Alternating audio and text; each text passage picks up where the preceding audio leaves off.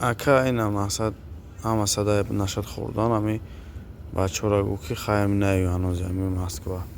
Ҳама инами ая аэропорт 40-50 каса ая самолёт 40-50 каса мегардонанд ҷура. Лучи наю ҳанӯз ҷа омада хо рафтана. Даже вид даже 300 дорошам депортация кайсиян шаҳрванд дорошам. Короче ҳамара депортация кайсиян ҷура. Лучи ки наю ҳаминҷа ҳозира. برادر عزیز مسئله کور میگین راتسینکای همش در تلگرام ما میبروید. تلگرام پاسیل که میمونم برادر جونو بدروین در اموجا نرخ ناوش همش شکاتورای برادرش پاکیلوفکا پلیتکا همین مترو سوز میکننده برادر عزیز فرقش نیست. زنگش بزنن پادروبنا همشا با ایمو مردک بشنوین خطون دو گورتناتین مرحمت برین کور کنید. چند آدمی که باشه فرقش نیست برادر عزیز. کور در سنت پترزبورگ. برادرای عزیز حجومه بی پول ها عیدی قربانه. اینا برادران ای فیتا بوچکا یعنی کیدروی بوچکا حجومه پروفسیونالی مساج کیدروی بوچکا همه همچی برادرای عزیز برای شما بی پولای مرحمت اینا زنگ بزنه ادرسو در روی اکران ما در خدمت شما هستیم. السلام علیکم و رحمت الله و برکاته. سلام علیکم برادرای عزیز بچه‌ها چه خیلی سوزاکین خوباکین. سلام علیکم اپوی محترمه. نگاه کنیم برادرای عزیز خواهش میکنم همین نوارا پاکین. خیلی نوارا دیدنده برادرای عزیز چی گپ رفته سبحان الله ما نمیدونم. برادرای عزیز این برادرانی که دیده سنش دیروز من نوار پارتوفتان میگه اکا باور که میگه نمیدونم چی بگم دا برادر عزیز.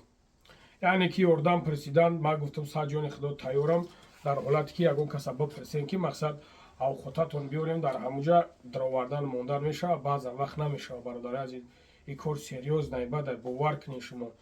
مقصد برادر گفته است که امیره براسون که برادرو یک کم تر نیوینده مقصد که نیوین ببینیم که دلنشی چی میشه و حتی اونا نگاه کنیم میگه کدامش وید دورت داجه دیپورتش کستم. برادرای عزیز خداوند این مشکلی را از سر ما مردم مسلمان دور بگرداند. سبحان الله دیگر نمیدونیم چی بگم. ای چی حالای ای چی کار برای برادرها دل جگرم میسوزه.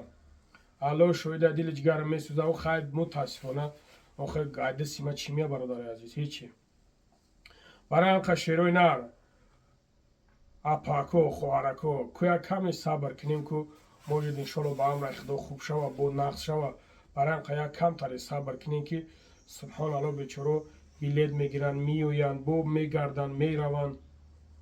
سبحان الله نمیدونم برادرو باور کنین ایرا برادرو میدونی همون شخصی که چوست بد میکنه همون شخصی که میفهمه یعنی که پرابلم داره برادر عزیز میفهمه اصلاش نمیفهمه میگویش میگه پا دیونه ای میگه دیونه یا ایشور نیست میگه این خیلی وقتی که پرابلم داره وقتی که مشکلی به سر تو اومده وقتی که زندگی زور تو میسته میفهمیده این خیلی سیتواسیون رو میفهمی.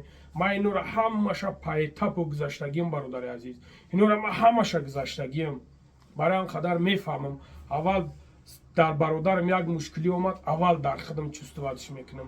برای آنقدر برادر عزیز دعا میکنیم که خداوندی این مشکلی را ایسر ما مردم مسلمان ایسر ما مردم توجیه دور بگردونه. برادر عزیز خواهرای محترم باید بوری دیگه پفتور میگم تو که کمی با صبر باشین موجود خدا کند که خوب میشه و انشالله دعا کنیم برادر عزیز دعا کنیم. این دعای مشکلی را حل کردن مشکلی را ریشت کردن این را همش پروردگار میکنه یعنی که دعای ما و شما سبب میشه برادر عزیز. دعا کنین لایک شمونین برادر عزیز کامنت بنویسونین من نیت نبنویسونین که تو همون برادرایی که مسکوا اومدن هم بخونن ببینن. من نمیگم که بیاین یا که نیاین من هیچ تون گفتم نمیتونم برادر عزیز خیلی بینین خطون اگر هیچی خدا حافظ خدا نگهبانتون باشه و بعدا برادرایی که میخواین که بلیط بخرین فان تو نکنن برادر عزیز میبره پیش را نمره زنگ بزنین انشالله که برادر باورینو کرد به فند فری باید. انا برادرایی که میخواین هجومه کنین هجومه به پول برادر جونا میتونین ویدیو میبره نمرش زنگ بزنین برین هجومه کنین. خدا حافظ خدا نگهبانتون باشه برادرو دعا کنین. اولی بعضت مینویسونین الله شاهده که بعضت مینویسونین که این دعا چی را حل میکنه؟ مردک خوب، دعای مهاجر، دعای غریب تیری در نشانه در نزد پروردگار. فقط دستات آوردار بگوی پروردگار بگوی این مشکلی را از سر ما دور بگردان. والله قسم اگر ذره ایمان در بدنت باشد به شب خشوع دعا کن، گریه کن. والله قسم همین خریزو رو میوید که خیلی متاسفانه از دست هیچی نمیوید. خدا حافظ، خدا نگهبانتون باشه.